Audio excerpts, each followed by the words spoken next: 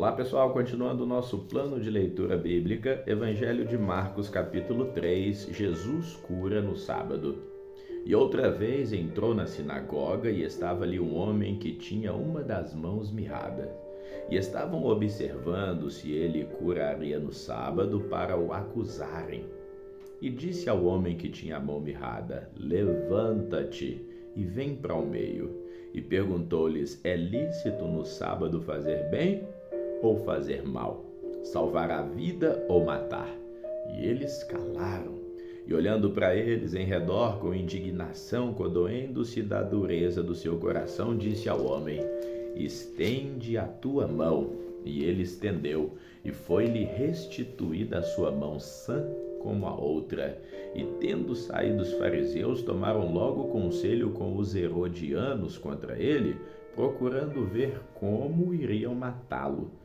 E retirou-se Jesus com os seus discípulos para o mar, e seguia-o uma grande multidão da Galileia e da Judeia, e de Jerusalém, e da Idumeia, e de além do Jordão, de perto de Tiro e de Sidom. Uma grande multidão que, ouvindo quão grandes coisas fazia, vinha ter com ele. E ele disse aos discípulos que tivessem sempre pronto um barquinho junto dele por causa da multidão, para que o não oprimisse, porque tinha curado a muitos, de tal maneira que todos quantos tinham algum mal se lançavam sobre ele para lhe tocar. E os espíritos imundos, vendo-o, prostravam-se diante dele e clamavam, dizendo: tu és o Filho de Deus. E ele os ameaçava muito para que não o manifestassem. Escolha dos 12 apóstolos, e subiu ao monte e chamou para si os que ele quis, e vieram a ele. E nomeou 12 para que estivessem com ele e os mandasse a pregar, e para que tivessem o poder de curar as enfermidades e expulsar os demônios: a Simão, a quem pôs o nome de Pedro, e a Tiago, filho de Zebedeu, e a João, irmão de Tiago, aos quais pôs o nome de Boanerges, que significa filhos do trovão, e a André, e a Filipe, e a Bartolomeu, e a Mateus, e a Tomé, e a Tiago, filho de Alfeu, e a Tadeu, e a Simão, o cananita, e a Judas Iscariotes, o que o entregou. E foram para uma casa, e afluiu outra vez a multidão, de tal maneira que nem sequer podiam comer pão. E quando os seus ouviram isso, saíram para o prender, porque diziam: está fora de si. O pecado contra o Espírito Santo. E os escribas que tinham descido de Jerusalém diziam: tem Beelzebu, e pelo príncipe dos demônios ele expulsa os demônios. E chamando-os a si, disse-lhes por parábolas: como pode Satanás expulsar Satanás? E se um reino se dividir contra si mesmo, tal reino não pode subsistir. E se uma casa se dividir contra si mesmo, tal casa não pode subsistir. E se Satanás se levantar contra si mesmo e for dividido, não pode subsistir, antes tem fim. Ninguém pode roubar os bens do valente, entrando na sua casa, se primeiro não amarrar o valente, e então roubará a sua casa. Na verdade, vos digo que todos os pecados serão perdoados aos filhos dos homens, e toda a sorte de blasfêmias com que blasfemarem. Qualquer, porém, que blasfemar contra o Espírito Santo nunca terá perdão, mas é culpado do juízo eterno. Porque diziam: tem espírito imundo. Chegaram então os seus irmãos e sua mãe, e estando fora, mandaram-no chamar. E a multidão estava assentada ao redor dele, e disseram-lhe: eis que tua mãe e teus irmãos te procuram, e estão lá fora. E ele lhes respondeu, dizendo: quem é minha mãe?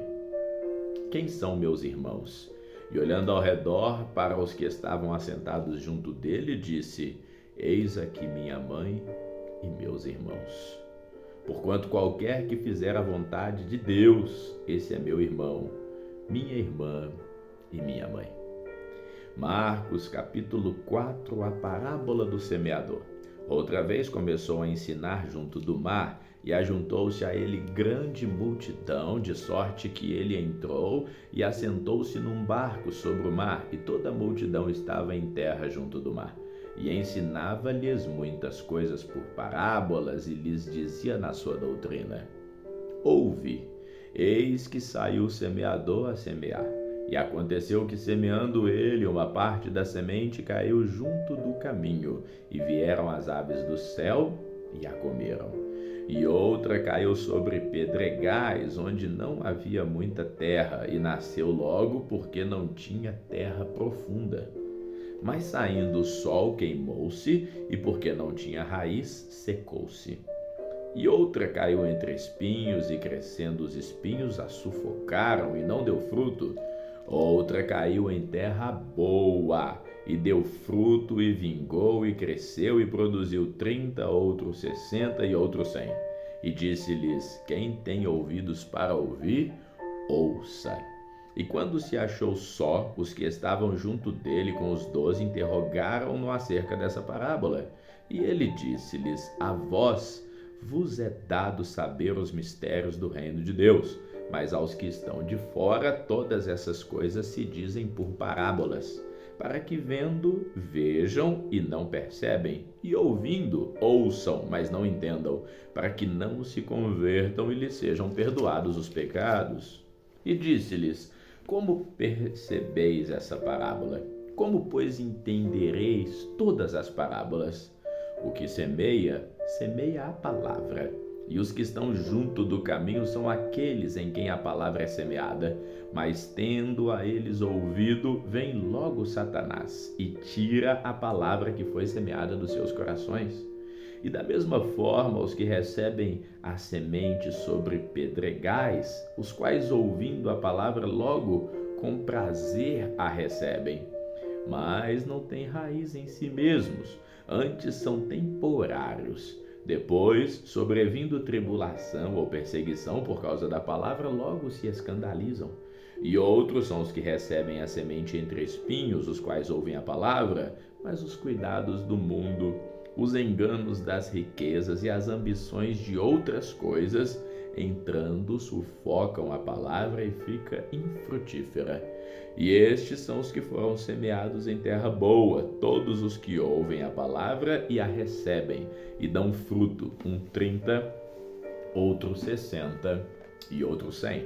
Parábola da candeia. E disse-lhes: Vem porventura a candeia para se meter debaixo do alqueire ou debaixo da cama? Não, vem antes para se colocar no velador, não é verdade? Porque nada há encoberto que não haja de ser manifesto, e não se faz para ficar oculto, mas para ser descoberto. Se alguém tem ouvidos para ouvir, ouça. E disse-lhes: Atendei ao que ides ouvir. Com a medida com que medirdes, vos medirão a vós, e ser-vos ainda acrescentada a vós que ouvis. Porque ao que tem, ser-lhe-á dado, e ao que não tem, até o que tem lhe será tirado. Parábola da semente. E dizia: O reino de Deus é assim como se um homem lançasse semente à terra, e dormisse, e se levantasse de noite ou de dia, e a semente brotasse e crescesse, não sabendo ele como. Porque a terra por si mesma frutifica, primeiro a erva, depois a espiga e por último o grão, cheio na espiga. E quando já o fruto se mostra, mete-se logo a foice, porque está chegada a hora da colheita. Parábola do grão de mostarda. E dizia: A que assemelharemos o reino de Deus? Ou com que parábola o representaremos? É como um grão de mostarda que, quando se semeia na terra, é a menor de todas as sementes que há na terra. Mas, tendo sido semeada, cresce e faz-se a maior de todas as hortaliças, e cria grandes ramos, de tal maneira que as aves dos céus podem aninhar-se debaixo da sua sombra. E com muitas parábolas, tais lhes dirigia a palavra, e segundo o que podiam compreender. E sem parábolas nunca lhes falava, porém tudo declarava em particular aos seus discípulos. tempestade apaziguada. E naquele dia, sendo já tarde, disse-lhes: passemos para o outro lado. E eles, deixando a multidão, o levaram consigo, assim como estava no barco. E havia também com ele outros barquinhos. E levantou-se grande temporal de vento, e subiam as ondas por cima do barco, de maneira que já se enchia. E ele estava na popa, dormindo sobre uma almofada, e despertaram-no, dizendo: Mestre, não se te dá que pereçamos? E ele, então, despertando, repreendeu o vento e disse ao mar: Cala-te, aquieta-te. E o vento se aquietou, e houve grande bonança. Então ele disse: por que estáis tão temerosos? Como ainda não tendes fé? E sentiram um grande temor e diziam uns aos outros: mas quem é este, que até o vento e o mar lhe obedecem? E vamos ficando por aqui, que o Senhor te abençoe sempre. Amém.